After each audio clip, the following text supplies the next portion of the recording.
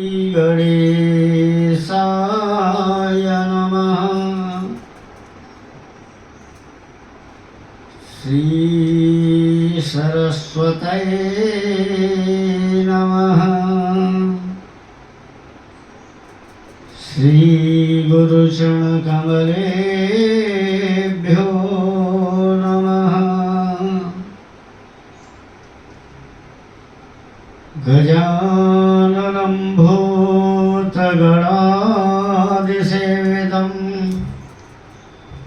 कपित्थजम्बो फलचारुभक्षणम्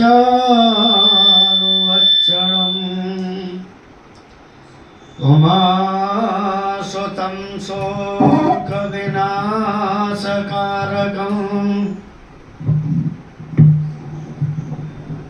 नमामि विघ्नेश्वरपादपङ्कजम्। सर्वमङ्गलमाङ्गल्ये शिवे सर्वादिसाधके शरण्ये त्र्यम्बके गौरी मा नारायणी नमोस्तुते। गुरुर्ब्रह्मा गुरुर्विष्णु गुरुर्देव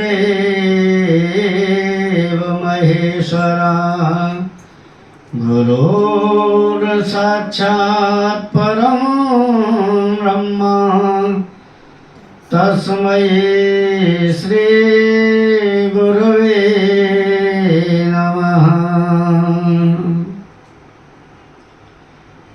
कृष्णाय वासुदेवाय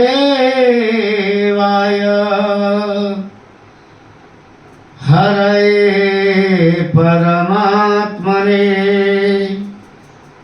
प्रणतक्लेशनाशाय गोविन्दाय नमो नमः। कृष्णाय वासुदेवाय देवकी नंदनाय च नंदगोपकुमाराय गोविन्दाय नमो नमः। नारायणं नमस्कृत्यं नरं चैव नरोत्तमं देवीं सरस्वतीं व्यासो ततो जयमुदीरयेत्।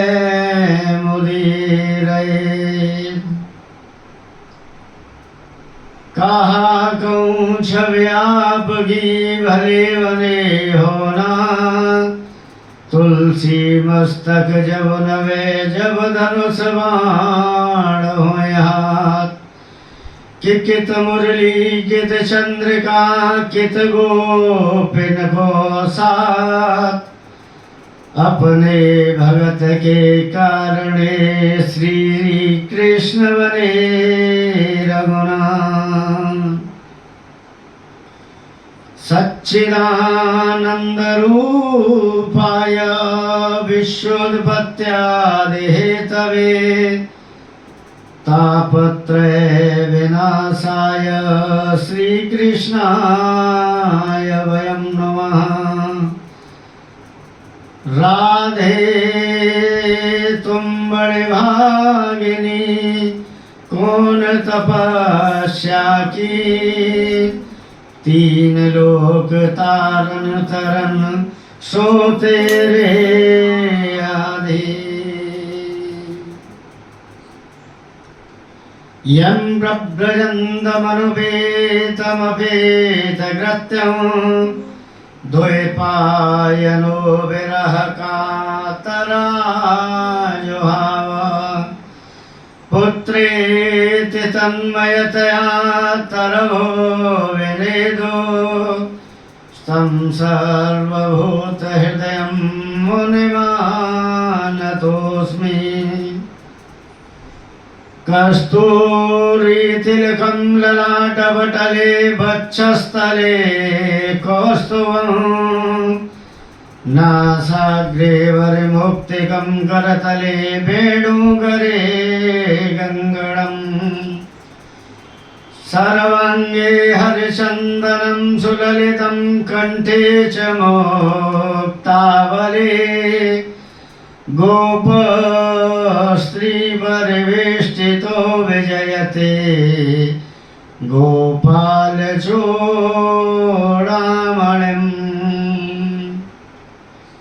बोले वृंदावन बिहारी लाल की जय।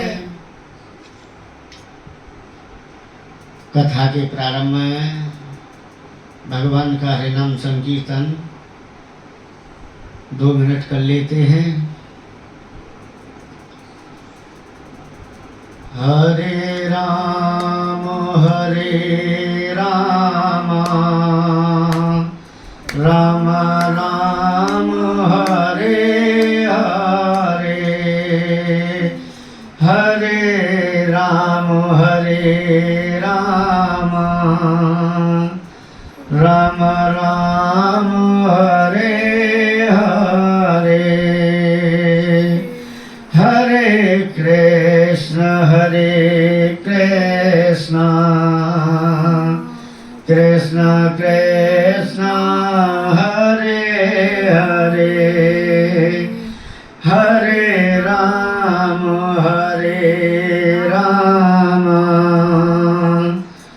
राम राम हरे हरे,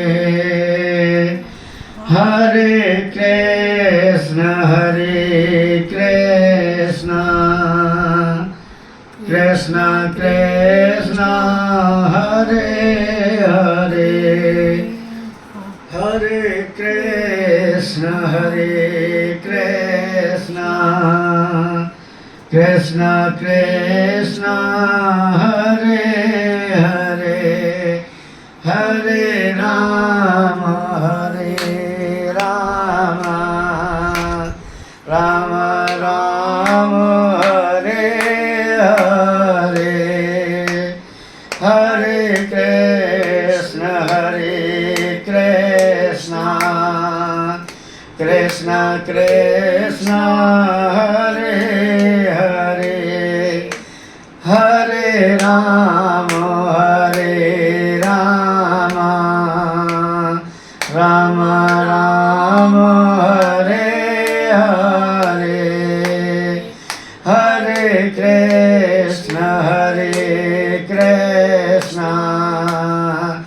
कृष्ण कृष्ण हरे हरे, हरे राम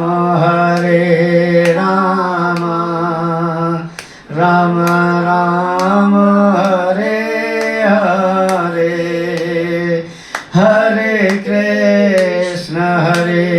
कृष्ण कृष्ण कृष्ण हरे हरे, हरे राम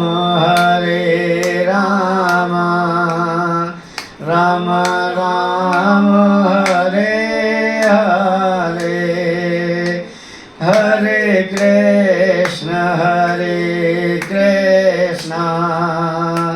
कृष्ण कृष्ण हरे हरे, हरे राम राम राम हरे हरे, हरे राम राम राम हरे हरे, हरे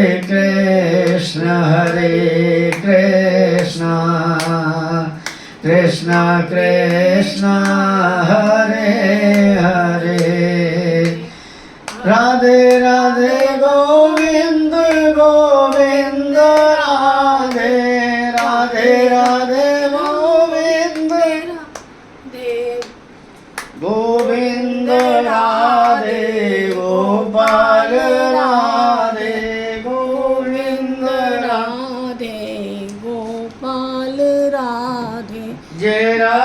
राधे गोविंद गोविंद राधे जय राधे राधे गोविंद गोविंद राधे गोविंद राधे गोपाल राधे गोविंद राधे गोपाल राधे जय राधे राधे गोविंद गोविंद राधे बोलिए श्री बालकृष्ण लाल भगवान की जय बोलिए वृंदावन बिहारी लाल की जय बोलिए भागवत महापुराण की जय।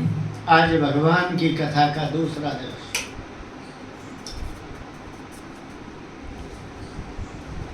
आज भगवान ने 24 अवतारों का वर्णन आज भगवान की कथा में हुआ।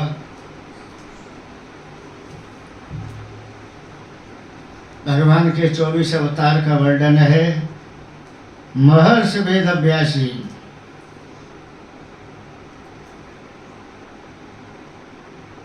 ने 4 वेद 6 शास्त्र 17 पुराणों की रचना की। फिर भी उनके मन में संतोष नहीं हुआ। एक दिन उनके पास में नारद जी आए और नारद जी कहने लगे, महाराज आप इतने दुखी क्यों हो?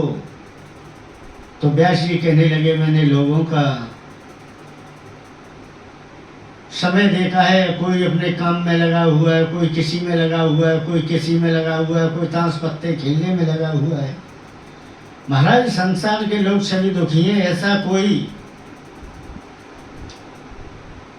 उपाय हो जिससे संसार के लोगों का कष्ट की निवृत्ति हो जाए।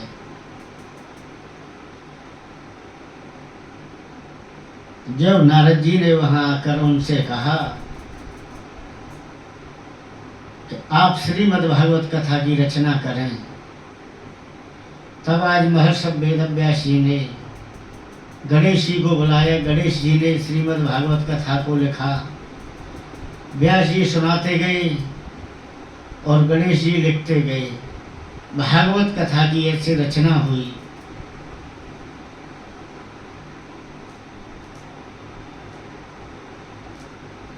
पांडवों ने आज समस्त भारत देश पर राज्य किया, राजा बने पांडव। तो भगवान कृष्ण उनसे बोले कि आप भारत के सम्राट बन चुके हैं, हम आपको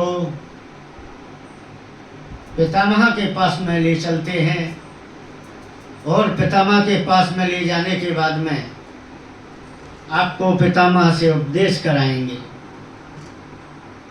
तो आज सभी पांडवों को लेकर भगवान कृष्ण पितामह के पास में आए हैं और पितामह से कहने लगे, पितामह ये पांडव आज भारत के सम्राट राजा बन चुके हैं, इन्हें आप ज्ञान उपदेश दीजिए।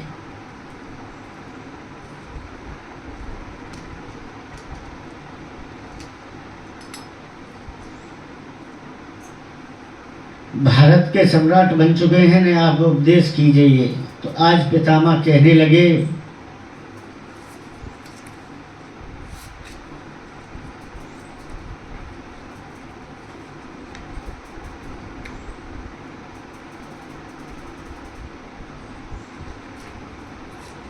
पितामह ने आज बहुत सुंदर उनको कहा कि दान धर्मा राज धर्मा मोक्ष धर्मा विवाह स्त्री धर्मा भगवत धर्मा समा सभ्या सयोगता। बोले राजा को दान करना चाहिए, राजा को कभी झूठ नहीं बोलना चाहिए, राजा को कभी पाप होते हुए नहीं देखना चाहिए। इस बात का वो सुनकर द्रौपदी हंस गई। तो आज पितामह कहने लगे, पुत्री आप हंसी क्यों हो बेटी? तो आज पितामह से द्रौपदी कहने लगी, बोले पितामह आज ये ज्ञान के बड़े बड़े उपदेश आप कर रहे हो, उस समय दुष्ट दुशासन मेरी साड़ी को पकड़कर खींच रहा था, तो आप सभा में सबसे आगे आप ही बैठे हुए थे। उस समय आपका धर्म कहाँ चला गया? आप बड़े बड़े ज्ञान के उपदेश दे रहे हो कि राजा को कभी पाप नहीं करना चाहिए और राजा को कभी पाप होते हुए नहीं देखना चाहिए। तो आपने ये पाप क्यों किया? आप चाहते तो दुष्ट दुशासन साड़ी खींचने की बात तो क्या, साड़ी को पकड़ भी नहीं सकता था। आज इस बात को सुनकर पितामह के आंखों में अश्रु आ गए।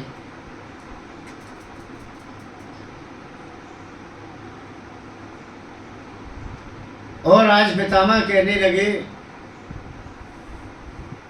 बोले जो मैंने पाप किया था, आज मैं 56 दिन से बाणों की सैया पे पड़ा हूँ। जो मेरी बुद्धि विकृत हो गई थी, मैंने दुर्योधन का दूषित अन्न खाया। उस दूषित अन्न से मेरी बुद्धि विकृत हो गई। आज मेरे शरीर में जो भी रक्त है दूषित अन्न का, वो एक एक बूंद करके सारा निकल चुका है। आज पितामह ने भगवान की तरफ देखा और भगवान ने कहा, पितामह आप बताएं हमें। तो आज पितामह भगवान से कहने लगे, हे प्रभु, मेरी जो पुत्री रूपी जो बुद्धि है, मति है, उसको आप अपने शीशड़ों में स्थान दें। पितामह को इच्छा मृत्यु का वरदान था। आज पितामह ने अपनी पुत्री रूपी बुद्धि को भगवान के शीशड़ों में लगाया, अपनी देह का परित्याग किया। बोले बाल कृष्ण लाल की जय।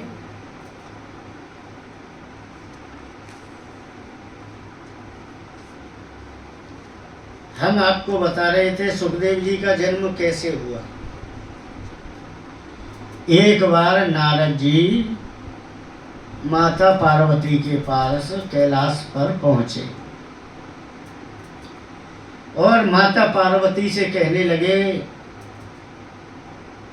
बोले माता, भोले बाबा आपको सारी बात बता देते हैं।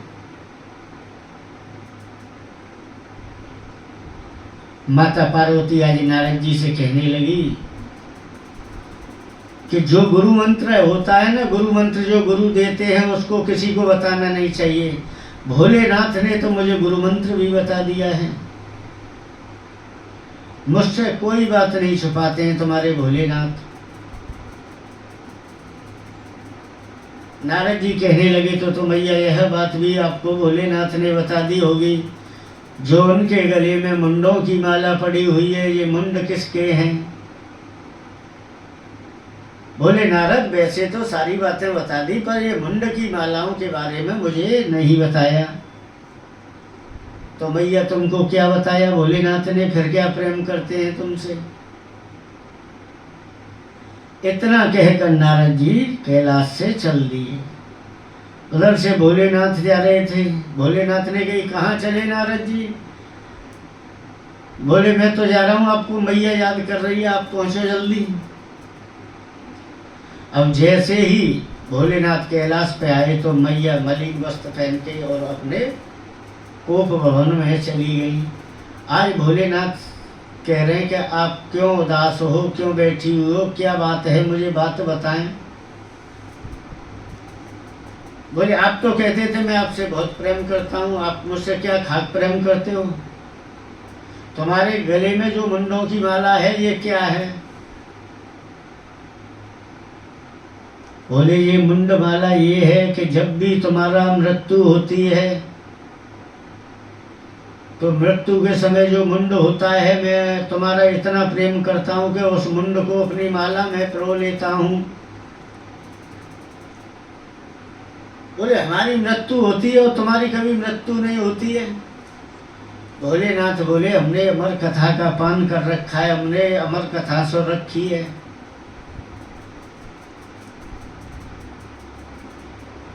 बोले तो और ज्यादा आप तो कपटी निकले, आपने अमर कथा सुन रखी है, आप कभी मरते नहीं हो, हमें बार बार मरना पड़ता है। तो हमें भी ऐसा कोई बताओ महाराज जिससे कि हमारी भी मृत्यु नहीं हो, हमें भी उस कथा को सुनाओ। ये अमर कथा क्या है? ये भागवत कथा है, इसका ही दूसरा नाम अमर कथा है। आज भोलेनाथ ने माता पार्वती को एक आसन दिया और चारों तरफ डमरू बजाया। वहां जितने भी पशु पक्षी थे सबरे उड़ गए डमरू की आवाज सुनकर, और माता पार्वती से कहने लगे कि पार्वती जब भी मैं कथा सुनाऊं तो समाधि में कथा सुनाता हूं, आंख बंद करके आपको हुंकरा देने हैं। हुंकरा का मतलब समझते हो? ओम ओम, या कोई भी कथा सुनाते हैं हाँ हाँ, ऐसे करके आपको ओम ओम का उच्चारण करना है। बोले ठीक है प्रभु, जिससे मुझे पता चलेगा कि आप कथा को श्रवण कर रही हो। भगवान भोलेनाथ ने जैसे ही डमरू बजाया, वहाँ एक पक्षिणी थी, उसके घरों से अंडा वहाँ एक वृक्ष पर गिर गया। जैसे ही डमरू बजाया उसको हवा से आज 54 प्रकार की हवा चलने लगी। हवा से उस अंडा का फूट गया प्रादुर्भाव सा, उसमें से एक सुख निकला, वो वहाँ बैठ गया। आज भोलेनाथ माता पार्वती को कथा सुना रहे हैं। पहला दिन कथा हुआ, दूसरी दिन कथा हुई, तीसरी दिन कथा हुई, चौथी दिन कथा हुई, 5वें दिन की कथा में माता पार्वती को नींद आ गई। ये नींद कौन है? नींद का नाम है गुड़ाका। ये कुंभकर्ण की पत्नी है निद्रा देवी। जब भगवान ने कुंभकर्ण को मारा है तो निद्रा देवी ने उनको श्राप दिया। बोले जहाँ जहाँ कथा होगी मैं सबसे पहले आपका रंग जमाऊंगी वहाँ के आपके श्रोताओं के ऊपर नींद के रूप में। तो इसी वजह से बीच बीच में कथाओं में कीर्तन इत्यादि होता है, जैसे कि लोगों को नींद ना आए। 5 दिन की कथा हुई, आज माता पार्वती को नींद आ गई। अब जो तोता कथा को सुन रहा था पीछे से, अब उसने देखा माता पार्वती तो सो गई और किसी ने ओम ओम नहीं किया, तो कथा को भोलेनाथ यहीं बंद कर देंगे, कथा कैसे श्रवण करेंगे। तो आज 6वें दिन की कथा सुनाने लगे तो वो तोता कहने लगा ओम ओम ओम ओम माता पार्वती की आवाज में। जैसे ही 7 दिन कथा पूरी हुई, भोलेनाथ ने बहुत जोर से जयकारा लगाया, बोलिए बाल कृष्ण लाल की जय। एकदम पार्वती मैया की आंखें खुली। बोले महाराज फिर क्या हुआ आगे की कथा में? बोले आगे की कथा में कथा तो पूरी हो गई। बोले महाराज मुझे तो नींद आ गई। बोले तो ये ओम ओम का उच्चारण कौन कर रहा था? भोलेनाथ ने इधर उधर देखा। बोले इस तोता ने छुपके चोरी से मेरी कथा को श्रवण किया है। आज भोलेनाथ क्रोधित हो गए और तोता को मारने के लिए चले। तोता उस पेड़ पे से उड़ता हुआ बद्रीनाथ की तरफ, बद्राश्रम, वहां व्यासी की पत्नी बिटवा देवी वस्त्र सुखा रही थी, उन्हें वासी आई और तोता उड़ता हुआ माता बटुआ देवी के मुख से होकर गर्भ में प्रवेश कर गया। आज भोलेनाथ को व्यास जी ने देखा, भोलेनाथ को प्रणाम किया और भोलेनाथ से कहने लगे, बोले महाराज आप इतने क्रोधित क्यों हो रहे हैं? बोले एक पक्षी ने मेरी कथा को श्रवण किया है अमर कथा का उसने पान किया है चोरी से। बोले महाराज जब उसने अमर कथा का चोरी से पान किया है तो वो अमर हो गया, फिर आप उसको कैसे मार सकते हो? भोलेनाथ ने कहा यह बात तो सही है। तो आज व्यास जी ने भागवत की रचना की तो उनकी पत्नी के गर्भ में सुखदेव जी पेट से बता रहे हैं, पिताजी यह श्लोक इस प्रकार से नहीं, इस प्रकार से है। अब बहुत दिन हो गए, सुखदेव जी को 12 वर्ष गर्भ में हो गए। व्यास जी कहने लगे आपकी माता को बड़ा पीड़ा होती है, गर्भ से आप बाहर आओ। सुखदेव जी कहने लगे बाहर नहीं आऊंगा, बाहर आते ही विष्णु की माया पकड़ लेगी मुझको।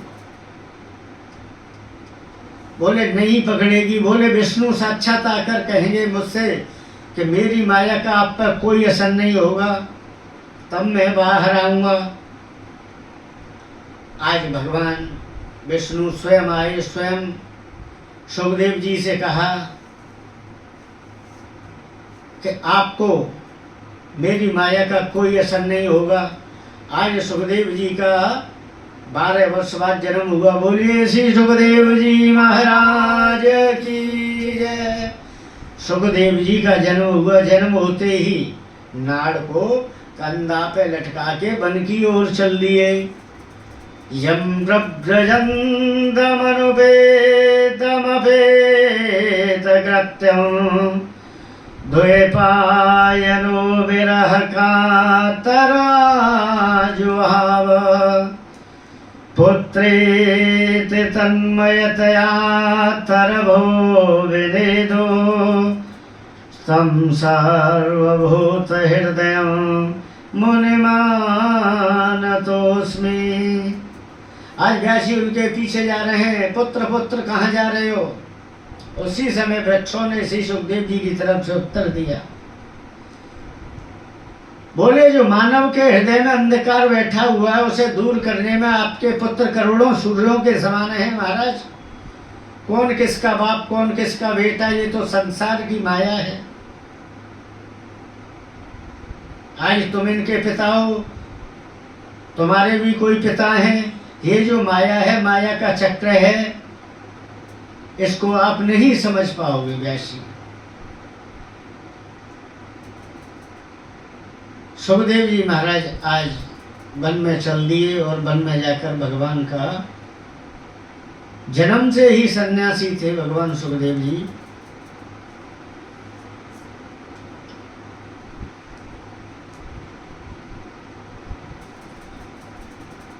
आज व्यास जी ने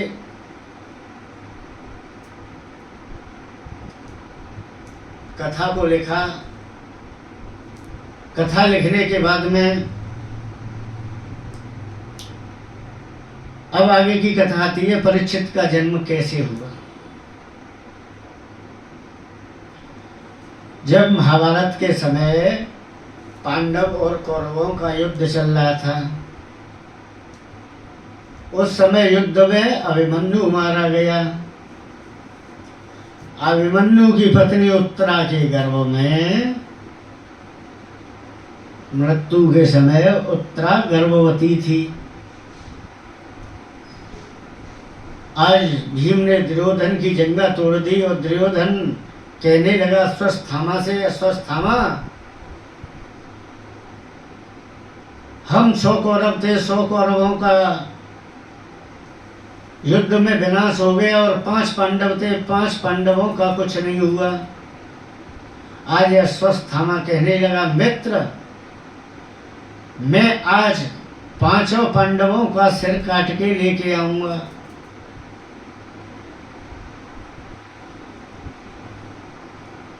भगवान आज पांडव सो रहे थे, पांडवों से बोले कि आप सो रहे हो। आए पांडवों को वहां से लेकर चल दिए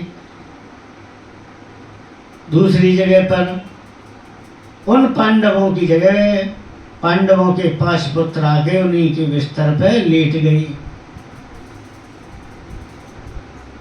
रात को अश्वत्थामा आया और आज उसने 5 पुत्रों की हत्या कर दी। और एक कपड़े में उनके शीश बांध के और दुर्योधन के पास ले गया। मित्र, मैं आज 5 पांडवों के शीश काट के ले आया हूं। बोले आप तो ऐसे कह रहे हैं कि पांडवों को मारना कोई खेल है क्या? बोले मैं तो उनके सिर भी लेके आया हूं। बोले दिखाना। जैसे ही सिर को देखा, आज दुर्योधन बोला अश्वत्थामा तेरे ये क्या किया? ये 5 पांडव नहीं, 5 पांडवों के ये पुत्र हैं 5, इनके तू शीश काट लेके आया दुष्ट। अब हमारे कुल में कोई पानी देने वाला भी नहीं बचा, कौन पानी देगा? आज दुर्योधन को बड़ी गिलानी हुई। इधर द्रौपदी ने देखा, द्रौपदी रुदन करने लगी। कृष्ण कृष्ण महायोग महायोग जगतपते। आज भगवान की स्तुति की। पांडवों को पता चला कि आज हमारे 5 पुत्रों को अश्वत्थामा ने मार दिया है, तो अर्जुन ने प्रतिज्ञा कर ली कि कल का सूर्यास्त जब होगा, जब मैं अश्वत्थामा का वध कर दूंगा। इधर भगवान को लेकर अश्वत्थामा के पास पहुंचे। अश्वत्थामा को रथ से बांधकर खींच के लाए द्रौपदी के पास में। बोले बताओ द्रौपदी, इसको कैसी मृत्यु दी जाए? द्रौपदी ने कहा आज कि इसको मारो मत। ब्रह्मवंदुर हंतव्यम। बोले ये ब्राह्मण है, इनको मारो मत। बोले ये आप क्या कहती हो, इनको मारो मत? बोले मेरे 5 पुत्रों का वध हो गया, मेरे 5 पुत्र अब इनको मारने से जीवित तो नहीं होंगे। और एक माँ ही एक माँ का कष्ट समझ सकती है। आपके गुरु ने आपको जो शिक्षा दी है वो अश्वत्थामा को भी शिक्षा नहीं दी अपने पुत्र को, तो आप इनको नहीं मानो। अब अर्जुन ने आज भगवान की तरफ देखा। बोले प्रभु क्या करें? भगवान बोले ये ब्राह्मण है, ब्राह्मण को कभी मारना नहीं चाहिए। और ये बालकों का हत्यारा है, बालक का हत्यारा कोई भी हो उसको छोड़ना नहीं चाहिए। बोले महाराज ये क्या? भीम देख रहे हैं, आज भगवान से कह रहे हैं।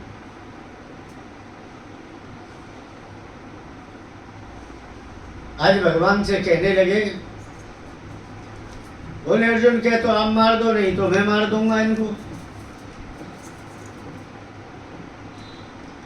कह तो आप इनका वध कर दो, नहीं तो मैं इनका वध कर दूंगा।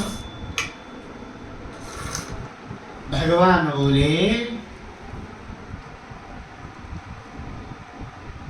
कि ब्राह्मण को मारना नहीं चाहिए और बच्चों का जो कोई भी हत्यारा हो उसको छोड़ना नहीं चाहिए। तो आज अश्वत्थामा के मस्तिष्क से मणि को निकाल लिया। आधी दाढ़ी मुड़ दी, आधी मूछ मुड़ दी, आधा सिर मुड़ दिया और अश्वत्थामा को छोड़ दिया। अश्वत्थामा आगे चल के इतना वो हुआ कि माने इतनी ईर्ष्या करने लगा कि मैंने सुना था कि अभिमन्यु मरा था उस समय उत्तरा के गर्भ में एक बालक था, उसका भी मैं आज अंत कर दूंगा।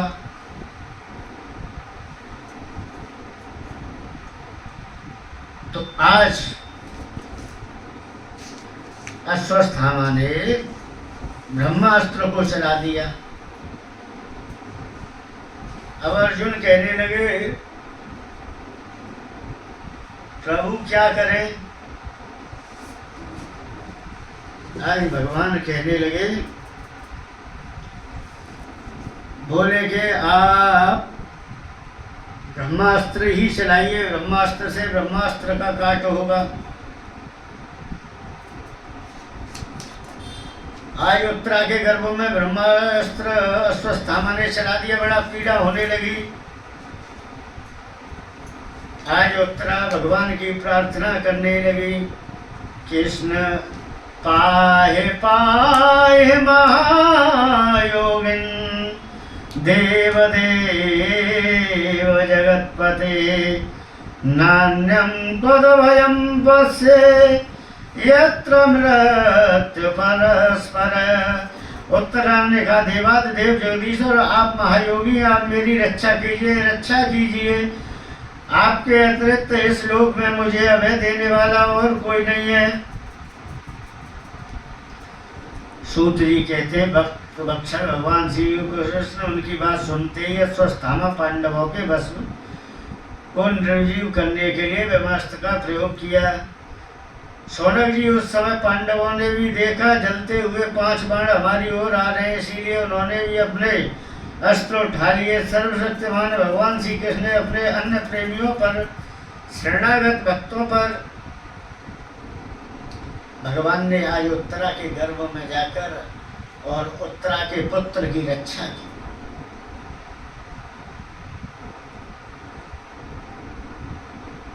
उत्तरा के गर्भ में आज रक्षा की। कुछ समय बाद परीक्षित का जन्म हुआ। परीक्षित किसको कहते हैं? आज परीक्षित चारों तरफ देख रहे हैं, जिन्होंने मुझे गर्भ में आके दर्शन दिए वो तो यहाँ कहीं नहीं दिख रहे हैं। आज परीक्षित के जन्म पे भगवान द्वारका से कुर्ता टोपी लेकर आए आज परीक्षित के लिए। और कुर्ता टोपी लाने के बाद में उन्होंने परीक्षित को देखा, परीक्षित को गोदी में लिया, गोदी में खिलाया। खिलाने के बाद में आज पांडवों का राज्य चल रहा है। आज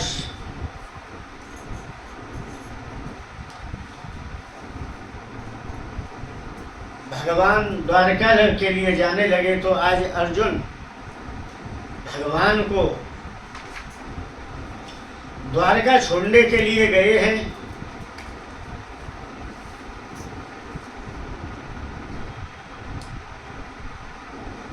द्वारका में जाने के बाद में भगवान ने कहा, बोले अर्जुन, अब हमें अपने स्वधाम के लिए जाना है। तो आज भगवान ने अपनी लीला पूर्ण करके स्वधाम के लिए चले गए। बोलिए बाल कृष्ण लाल की जय। और वहां से अर्जुन से कहा, गोपियों को लेकर वृंदावन राधा रानी की शरण में ले जाओ इनको। तो रास्ते में आज अर्जुन आ रहे थे, उन्हें अपने गांडीव पे बहुत बड़ा घमंड था। तो भगवान भेलिया बनकर आए और आज गोपियों को, सबको, अर्जुन को, सबको लूट लिया। कहते हैं ना, भेलन लूटी गोपिका बोई अर्जुन बोई बाणा। आज उनका गांडीव धरा का धरा रह गया। आज जैसे ही आए तो मानो उनका तेज सारा नष्ट हो चुका था अर्जुन का। आज युधिष्ठिर उनसे कहने लगे, युधिष्ठिर, अर्जुन, आपका ये मलिन चेहरा कैसे हो रहा है, आपका तेज नष्ट कैसे हो रहा है? आज रोते हुए अर्जुन बोले कि भगवान अब इस धराधाम को छोड़कर अपने वैकुंठ को चले गए। तो पांडव बोले, हम भी यहाँ रहकर क्या करेंगे? आज राजा परीक्षित को तिलक कर कर पांडव भी अपने वन की ओर चल दिए। और आज पांडवों ने भी एक एक करके अपने देह का परित्याग किया। बोले बाल कृष्ण लाल की जय। आज पांडव राज्याभिषेक करके परीक्षित का चले गए। परीक्षित आज बड़ी निष्ठा से राज्य करने लगे। एक दिन घूमते हुए जंगल में गए। वहां समीघ ऋषि के आश्रम के पास पहुंचे। समीघ ऋषि के आश्रम के पास पहुंचने के बाद में उन्होंने ऋषि को आवाज मारी कि हमें प्यास लग रही है, हमें पानी पीना है। तो ऋषि अपनी समाधि में बैठे हुए थे, वह नहीं सुन पाए। तो वहाँ एक सर्प पड़ा हुआ था और वह सर्प उन्होंने उठा के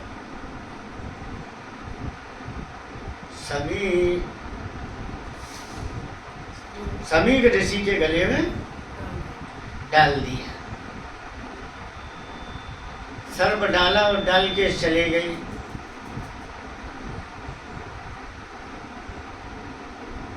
बोले उन्होंने उनके गले में सर्प क्यों डाला? इतने बड़े राजा, धर्मी राजा थे, फिर उन्होंने ऋषि के गले में मरा हुआ सर्प क्यों डाला? बोले जो वो मुकुट पहने थे, वो मुकुट था दुर्योधन का।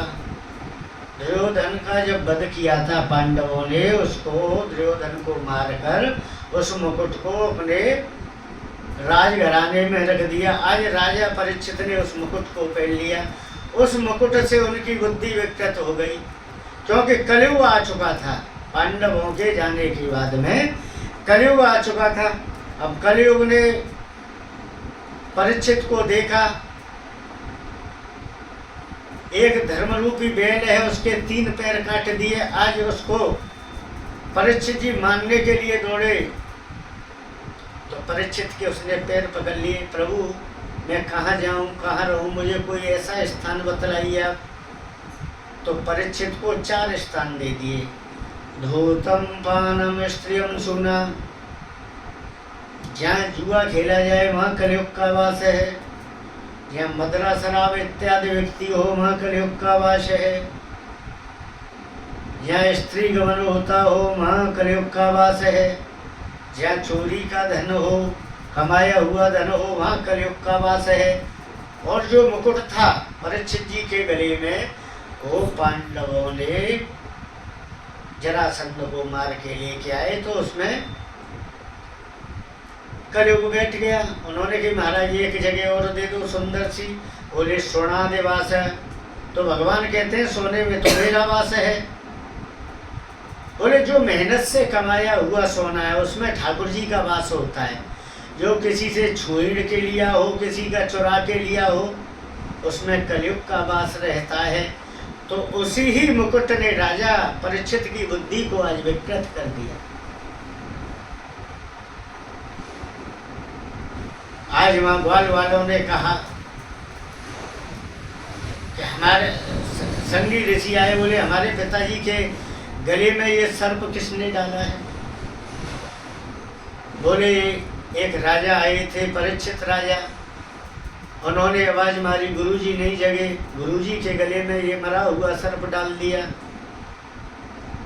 तो संगी ऋषि ने आज श्राप दिया कि राजा आज के 7वें दिन तक्षक सर्प के डसने से तुम्हारी अकाल मृत्यु हो जाएगी। एक संत ने कहा है कि सर्व अंग भंग होत गुरु की जो निंदा करे, नरक माही बास होत नारी के चुराए ते, अंधे और लूले होत जीवक के हिंसक जय, ज्ञान बुद्धि नष्ट होत नीच धन्य खाए ते, मूक और मुष्ट होत ऋषि मुनिन को सतावे जो, नरक माही वास होत पराई निंदा गाए ते, कि ब्राह्मण के पूजन से यश होत शालिग्राम, वंश को विनाश होवे विप्र को सताए थे। हे राजा परीक्षित, तुमने एक संत ब्राह्मण का अपमान किया है, और संत ब्राह्मण का जो अपमान करता है उसके वंश का विनाश हो जाता है।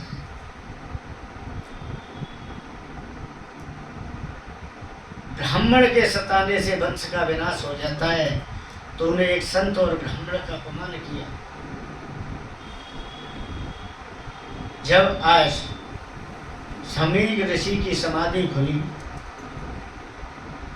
बोले बेटा क्या हुआ, ऐसी क्या बात हो गई, इतना क्रोधित क्यों है? बोले पिताजी आपके गले में मरा हुआ सर्प राजा डाल गए। बोले तो बेटे क्या हो गया, वो राजा है, कोई बात नहीं, डाल गए, उन्होंने हमसे कुछ कहा होगा, हम समाधि में थे, नहीं सुनी। बोले पिताजी मैंने उनको श्राप दे दिया है, आज के 7वें दिन तक्षक सर्प के डसने से तुम्हारी अकाल मृत्यु हो जाएगी। बोले बेटा ये आपने सही नहीं किया है। समीक ऋषि ने संगी ऋषि से कहा कि आपने यह सही नहीं किया। वो धर्मपरायण, धर्म का पालन करने वाले राजा थे, कोई बात नहीं, उन्होंने सर्प डाल दिया तो क्या हो गया, आपने उनको श्राप क्यों दे दिया।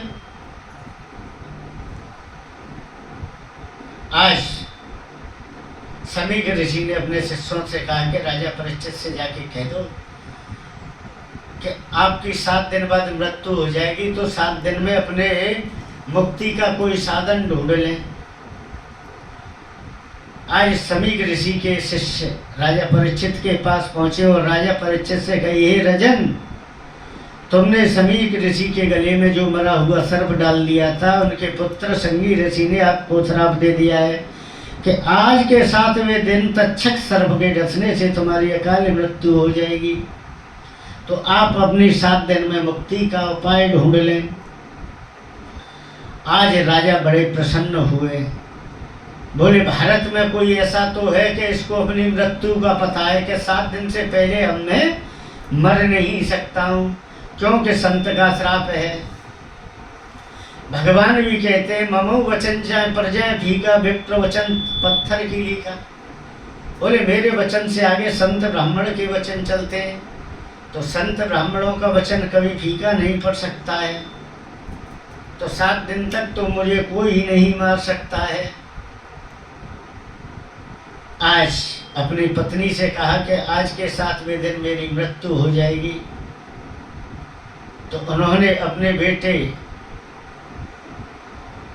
जन्मेजय का राज्याभिषेक किया और जन्मेजय को गद्दी पे बैठा के और अब वन की तरफ चल दिए। संतों के पास जाकर पूछ रहे, मेरी महाराजा मुक्ति का उपाय बताओ, मेरी मुक्ति का उपाय बताओ। आज बहुत से संत वहाँ बैठे हुए हैं, आज संतों की सभा लगी हुई है। उनके मध्य में श्री सुखदेव जी महाराज का आगमन हुआ। माँ पाराशर जी भी बैठे हुए, सुखदेव जी के दादा सुखदेव जी के पिता भी पाराशर व्यास जी भी महाराज बैठे हुए हैं। सभी संत खड़े हो गए, बोले राजा परीक्षित, अब तेरा कल्याण हो गया, अब तू चिंता मत कर, सुखदेव आ गया, अब आपको ऐसी कथा श्रवण कराएगा जिससे आपका उद्धार हो जाएगा। बोलिए भागवत महापुराण की जय। सुखदेव को देखकर वो सभी संत खड़े हो गए। बोले आप मुझे देखकर क्यों खड़े हो रहे हैं महाराज, मेरी तो छोटी आयु है, आप मेरे दादा समान बैठे हुए, सभी ऋषि मुनि बैठे हुए, सुखदेव जी के दादा भी बैठे हुए थे, पिताजी भी वहाँ बैठे हुए थे।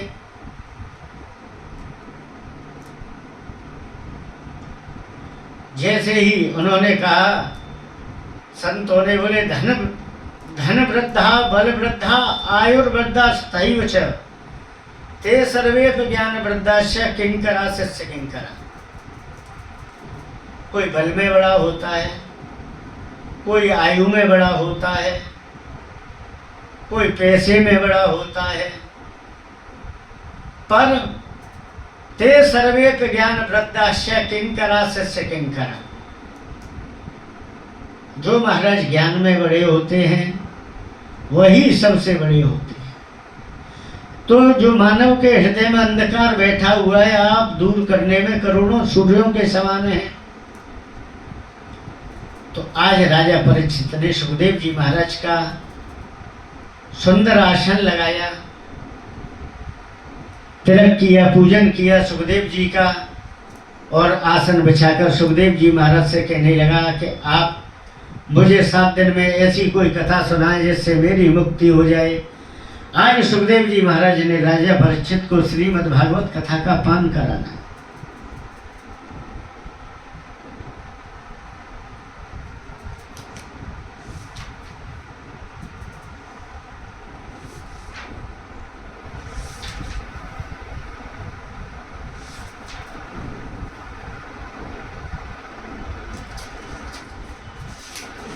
आज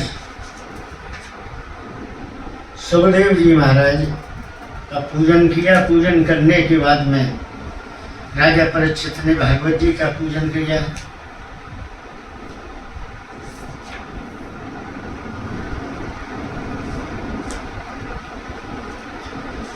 अब 2 मिनट हर नाम संकीर्तन कर लेते हैं, उसके बाद में आगे की कथा कहते हैं।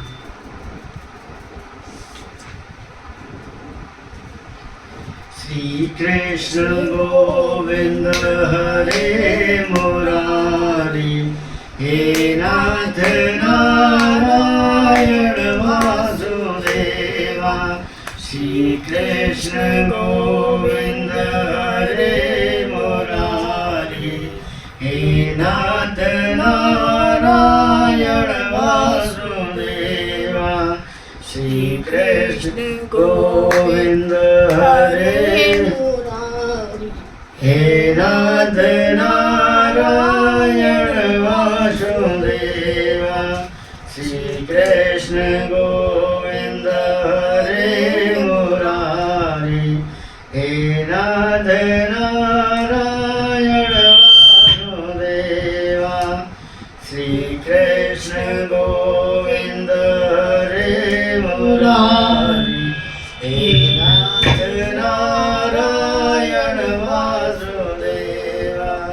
श्री कृष्ण गोविंद हरे मुरारी, हे नाथ नारायण वासुदेवा। श्री कृष्ण गोविंद हरे मुरारी, हे नाथ नारायण वासुदेवा। श्री कृष्ण गोविंद हरे मुरारी, हे नाथ नारायण वासुदेवा। श्री कृष्ण गोविंद हरे मुरारी, हे नाथ नारायण वासुदेवा। श्री कृष्ण गोविंद हरे मुरारी, हे नाथ नारायण वासुदेवा। श्री कृष्ण गोविंद हरे मुरारी, हे नाथ नारायण वासुदेवा। श्री कृष्ण गोविंद हरे मुरारी, हे नाथ नारायण वासुदेवा। श्री कृष्ण गोविंद हरे मुरारी, हे नाथ नारायण वासुदेवा। श्री कृष्ण गोविंद हरे मुरारी, नाथ नारायण वासुदेवा। श्री कृष्ण गोविंद हरे मुरारी, हे नाथ नारायण वासुदेवा। श्री कृष्ण गोविंद हरे मुरारी, हे नाथ नारायण वासुदेवा। श्री कृष्ण गोविंद हरे मुरारी, हे नाथ नारायण वासुदेवा। श्री कृष्ण गोविंद हरे मुरारी, हे नाथ नारायण वासुदेवा।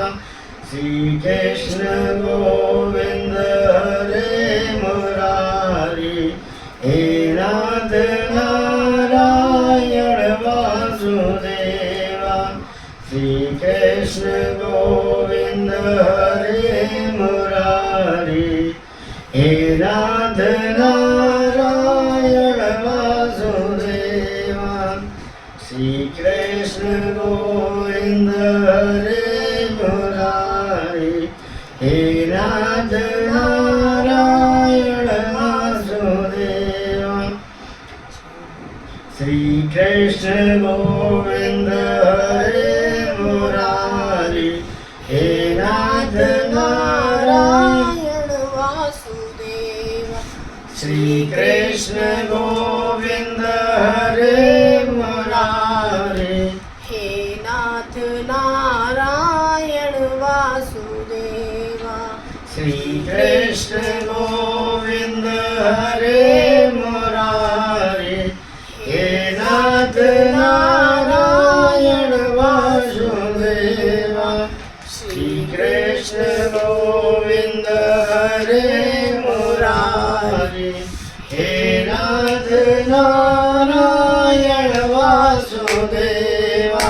श्री कृष्ण गोविंद हरे मुरारी, हे नाथ नारायण वासुदेवा। श्री कृष्ण गोविंद हरे मुरारी, हे नाथ नारायण वासुदेवा। श्री कृष्ण गोविंद हरे मुरारी, हे नाथ नारायण वासुदेवा। हे नाथ नारायण वासुदेवा, हे नाथ नारायण वासुदेवा। श्री कृष्ण गोविंद हरे मुरारी, हे नाथ नारायण वासुदेवा। श्री कृष्ण गोविंद हरे मुरारी, हे नाथ नारायण वासुदेवा।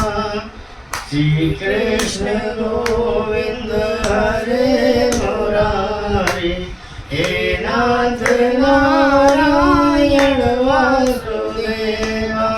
श्री कृष्ण गोविंद हरे मुरारी, हे नाथ नारायण वासुदेवा। श्री कृष्ण गोविंद हरे मुरारी, हे नाथ नारायण वासुदेवा। श्री कृष्ण गोविंद हरे मुरारी, हे नाथ नारायण वासुदेवा। श्री कृष्ण गोविंद हरे मुरारी, हे नाथ नारायण वासुदेवा।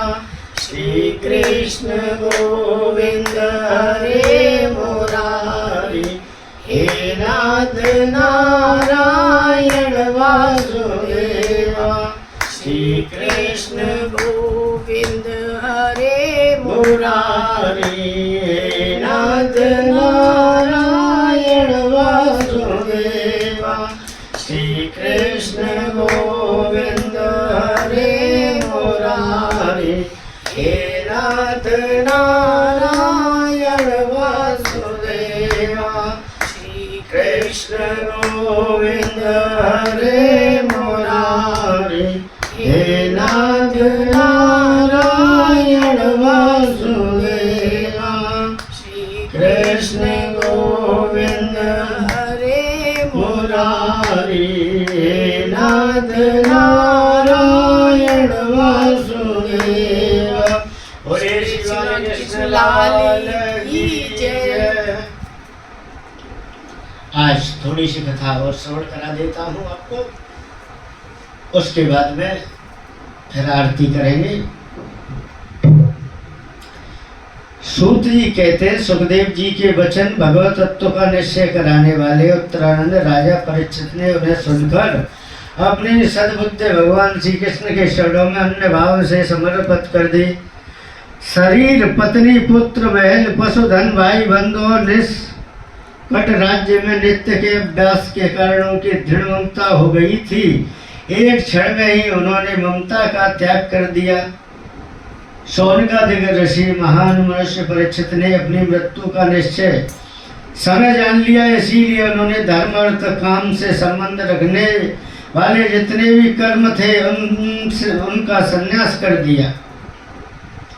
इसके बाद भगवान श्री कृष्ण शरण आत्म भाव को प्राप्त होकर बड़ी श्रद्धा से भगवान श्री कृष्ण की महिमा सुनने के लिए उन्होंने श्री सुखदेव जी से यही प्रश्न किया। यह प्रश्न आप लोग मुझसे पूछ रहे हैं।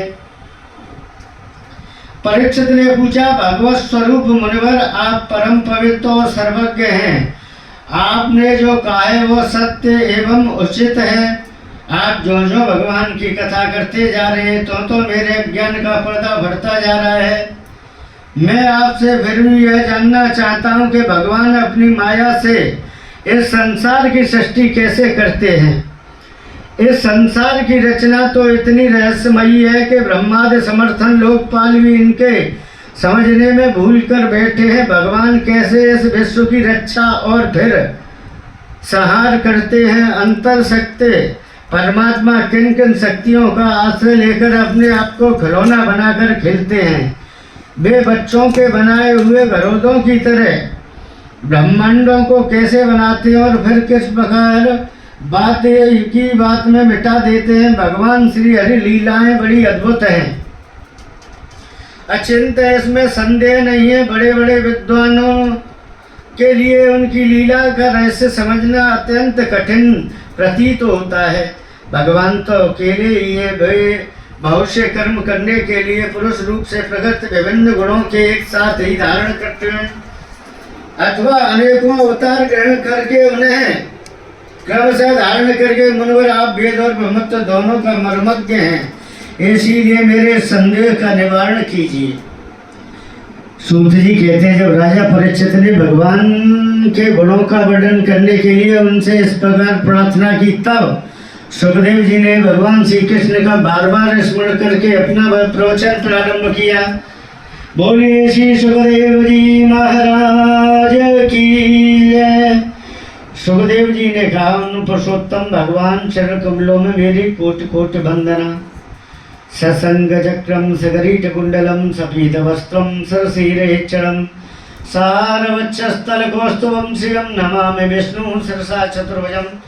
सुखदेव जी महाराज ने आज भगवान विष्णु का स्मरण किया, जिनका स्वरूप उनका उपलब्ध मार्ग बुद्धि के विषय नहीं है, जो अत्यंत तथा जिनकी महिमा भी अत्यंत है।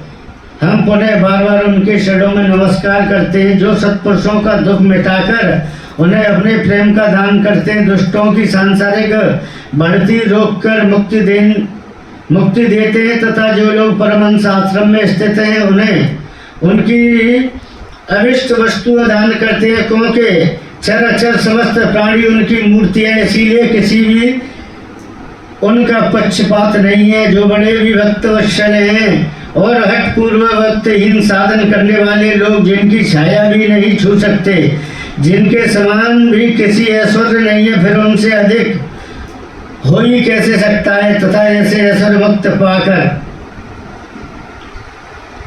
श्रवण पूजन जीवों के तत्काल नष्ट कर देता है। उनकी दर्शन मात्र से उनकी पुण्य कीर्ति भगवान श्री कृष्ण को बार बार नमस्कार करते हैं।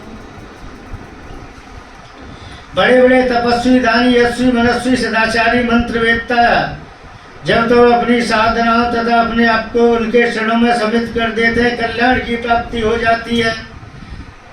जिनके प्रति आत्मसमर्पण ऐसी महिमा, जिनका कल्याणकारी कीर्ति वाले भगवान बार बार नमस्कार करते हैं।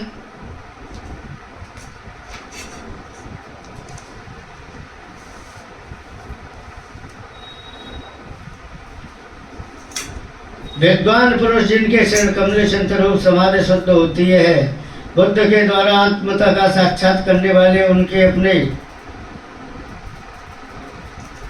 ज्ञान के मूलक कारण भगवान मुझ पर कृपा करें, मेरे हृदय में प्रकट हैं।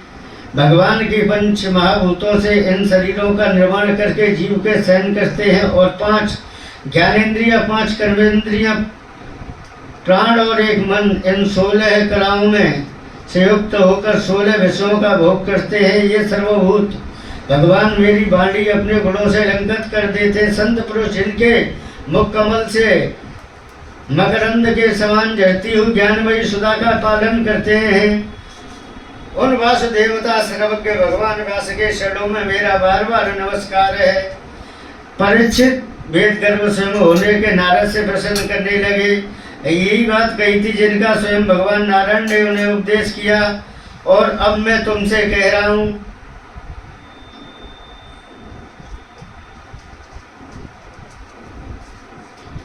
देव देव नमस्ते अस्तु भूतभावन पूर्वज तद विजानीयं यज्ञानमात्मतत्त्वनिदर्शनं नारद जी ने पूछा, पिताजी आप केवल मेरे ही नहीं सबके पिता हो, समस्त देवता श्रेष्ठ हैं, सृष्टिकर्ता हैं, आपको मैं प्रणाम करता हूँ।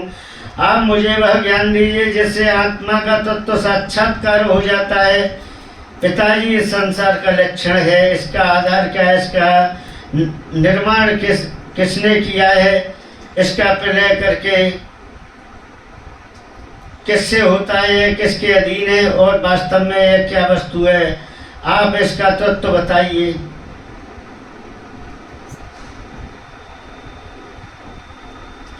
जगत में नाम रूप और गुणों को कुछ जानता है, उसमें ऐसी कोई सत असत असत्य मध्य अधम देवता जो सिवा किसी को उत्पन्न हुई है, इस प्रकार सबके ईश्वर हैं। आपने जिस घोर तपस्या की, इस बात से मुझे मोह के साथ बहुत बड़ी शंका भी हो रही है। आप बड़ा भी कोई क्या है पिताजी, आप सर्वज्ञ हैं, सर्वेश्वर हैं, जो कुछ मैं पूछ रहा हूँ वह आप कृपा करके मुझे इस प्रकार समझाइए कि जिसे मैं आपके उपदेश ठीक ठीक समझ सकूं। आज ब्रह्मा जी ने नारद जी को उपदेश किया है।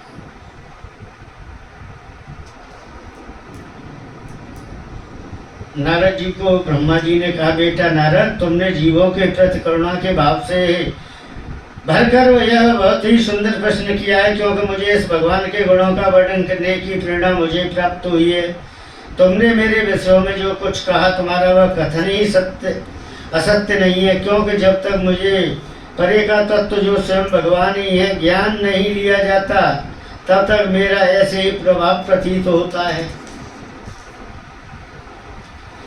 जैसे सूर्य, अग्नि, चंद्रमा, ग्रह, नक्षत्र और तारे अनेकों प्रकार के प्रकाश से प्रकाशित होकर जगत में प्रकाश फैलाते हैं, वैसे ही मैं भी उन्हीं प्रकाश भगवान के चिन्मय प्रकाश से प्रकाशित होकर संसार को प्रकाशित करता हूँ।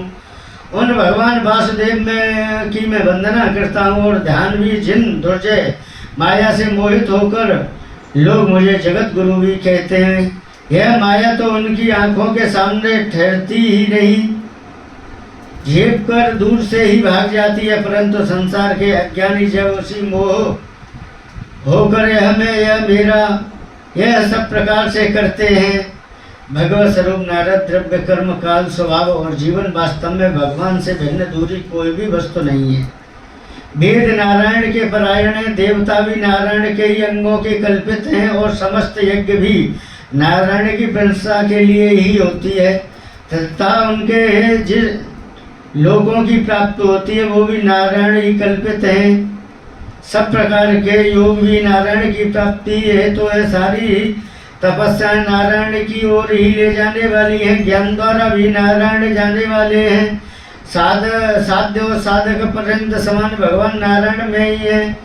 वे दृष्टा होने पर भी ईश्वर, स्वामी निर्विकार होने पर भी सर्वस्व हैं। उन्होंने ही मुझे बनाया है और उनकी दृष्टि से ही प्रेरित होकर मैं इच्छानुसार सृष्टि रचना करता हूँ। भगवान माया के गुणों रहित एवं अनंत सृष्टि स्थित और पहले के रजोगुण, सत्वगुण और तमोगुण, ये तीन गुण माया के उनके स्वीकार किए हैं। ये तीनों गुण द्रव्य, ज्ञान और क्रिया आश्रय लेकर मायातीत नियुक्त पुरुषों को ही माया में स्थित होने पर कारण और कर्तापन के अभिमान से बांध लेते हैं। नारद इंद्रियां तीत भगवान गुणों के इन तीन अवतार अपने स्वरूपों को भली भांति ढक लेते हैं, इसलिए लोग उनको नहीं जान पाते। सारे संसार और मेरे भी एकमात्र स्वामी वो ही हैं। आज इस प्रकार नारद को ब्रह्मा जी उपदेश कर रहे हैं।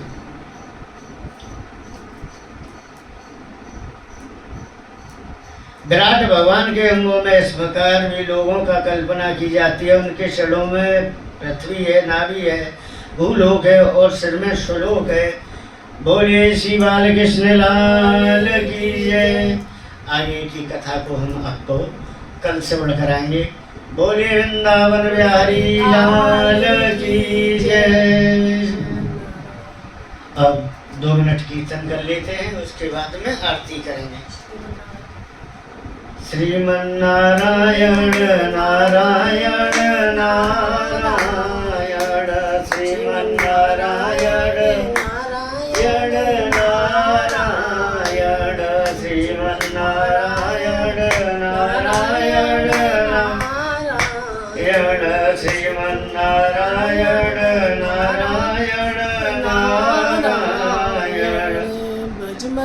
नारायण नारायण नारायण लक्ष्मण नारायण नारायण नारायण श्रीमन नारायण नारायण नारायण श्रीमन नारायण नारायण नारायण श्रीमन नारायण नारायण नारायण श्रीमन नारायण नारायण नारायण श्रीमन नारायण नारायण नारायण श्रीमन नारायण नारायण नारायण श्रीमन नारायण नारायण नारायण श्रीमन नारायण नारायण नारायण भजमन नारायण नारायण नारायण जो नारायण नाम लेत है जो नारायण नाम लेत है जो नारायण नाम लेत है भवसागर से पार होत है भवसागर से पार होत है भवसागर से पार होत है श्रीमन नारायण नारायण नारायण श्रीमन नारायण नारायण नारायण बोले बाल कृष्ण लाल की जय। अब आरती करते हैं उस दीपक को लाओ जो दीपक रखा है उसमें से वो निकाले नहीं इस बात को बोला थोड़ा सा भी डाले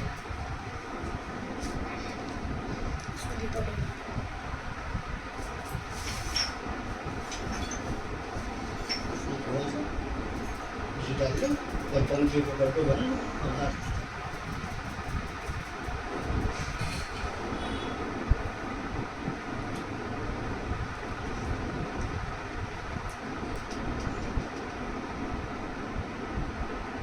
जोड़ लो दीपक को पंखा बंद करके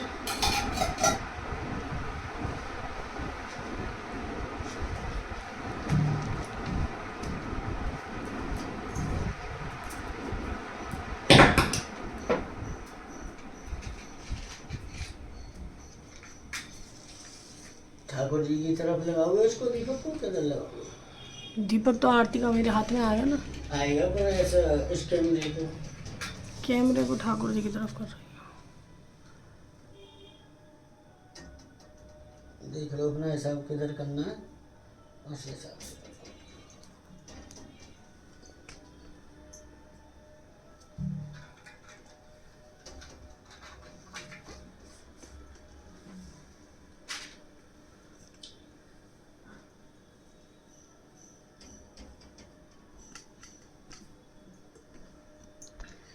आरती का थाल ले लें आप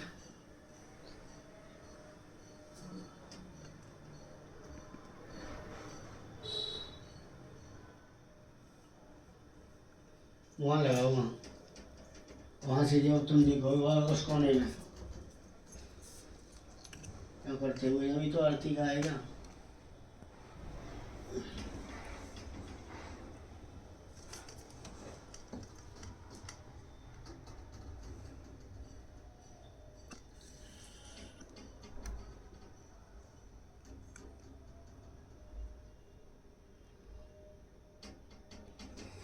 एक ही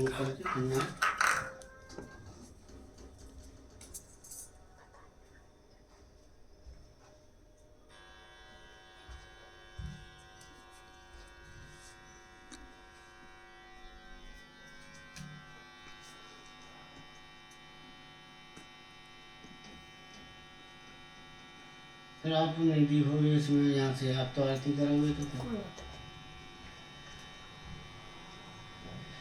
ओम चंद्रमा मनसो जात चक्षुः सूर्यो जयत सोतद्वारस्य ब्रह्मस्य मुखादग्निरजायत ओम जय जगदीश हरे स्वामी जय जगदीश हरे भक्त जनों के संकट दास जनों के संकट क्षण में दूर करे ओम जय जगदीश हरे जो ध्यावे बल पावे दुख विन से मन का स्वामी दुख विन से मन का सुख संपदि घर आवे सुख संपदि घर आवे कष्ट मिटे तन का ओम जय जगदीश हरे माधविता तुम मेरे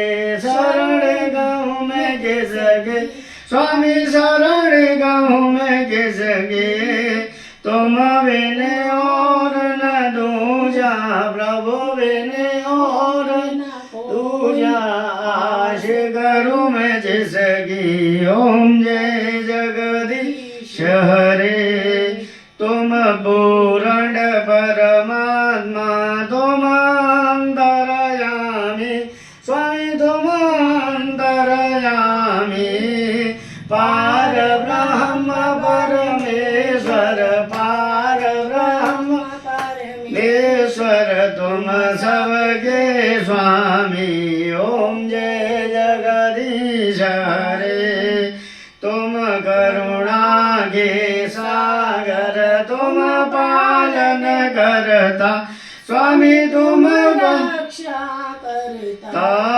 मैं मूर्ख गल कामी मैं सेवक तुम स्वामी कृपा करो वरदा ओम जय जगदीश हरे तुम हो एक अगोचर सबके प्राणपति स्वामी सबके प्राणपति केशवेद मिलो दयामय केशवेद मिलो दयामय तुमको मैं कुमति ओम जय जगदीश हरे दीन बंधु दुख हरता तुम ठाकुर मेरे स्वामी तुम रक्षक मेरे अपने हाथ बढ़ाओ अपनी शरण लगाओ द्वार पड़ा मैं तेरे ओम जय जगदीश हरे विषय विकार मिटाओ पाप हरो देवा स्वामी कष्ट हरो देवा सदा भक्ति बढ़ाओ सदा प्रेम बढ़ाओ संतन की सेवा ओम जय जगदीश हरे तन मन धन और संपत्ति सब कुछ है तेरा स्वामी सब कुछ है तेरा तेरा तुझको अर्पण प्रभु का प्रभु को अर्पण क्या लगे मेरा ओम जय जगदीश हरे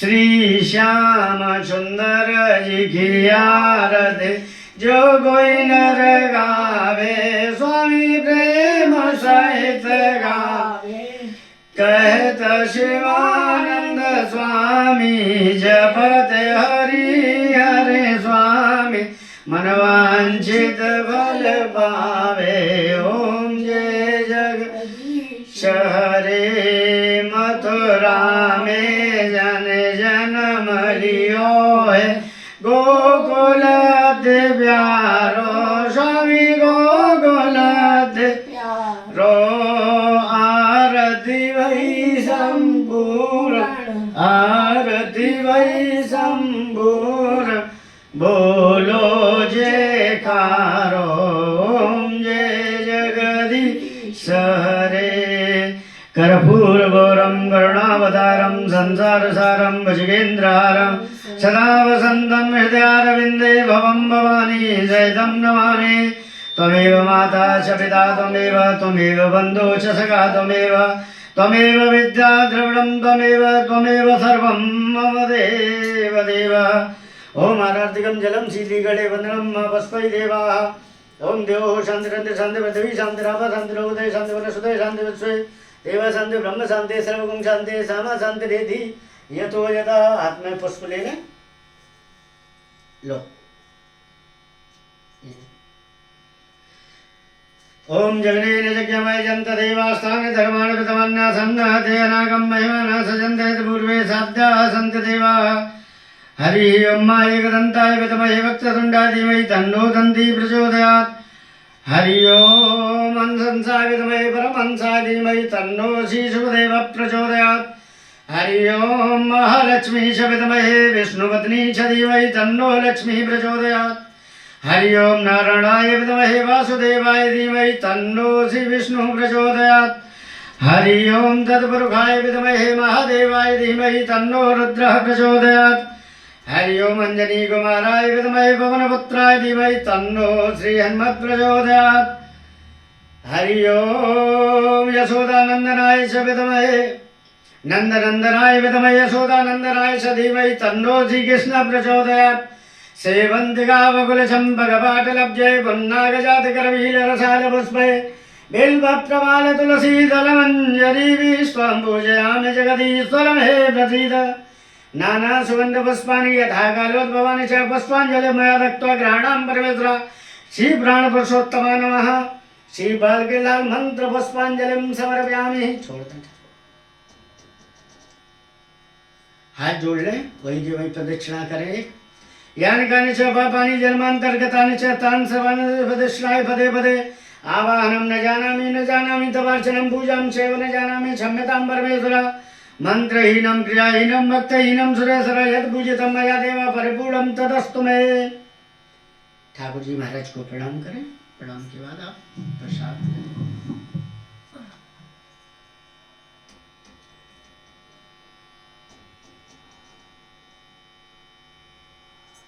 उस प्रसाद को उठाओ लो बहु एक दोने में लगा दो और ये जो सुबह वाला प्रसाद था बना दो दो पेड़े लगा दो ठाकुर जी दो लगा चल लगा दो चल लगा दो ठाकुर जी सामने नाभ्यासीदंतरिक्षुं शीशो देवो समवर्तता पदिमां भूमि च सोता तथा लोकन अकर्वन्ना ओम अपानस वनस मनस दानस ज्ञानस